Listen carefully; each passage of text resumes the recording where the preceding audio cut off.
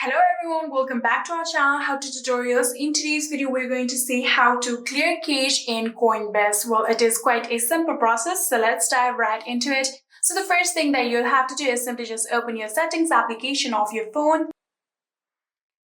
And after opening your settings application, you'll have to now tap on the general option that you can see right here.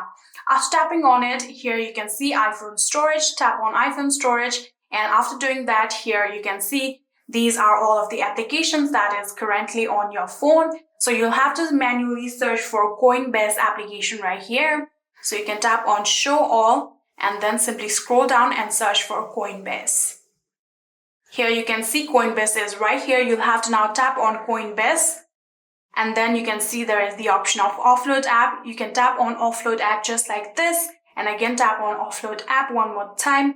And just like this, here you can see you have now successfully cleared cache in Coinbase.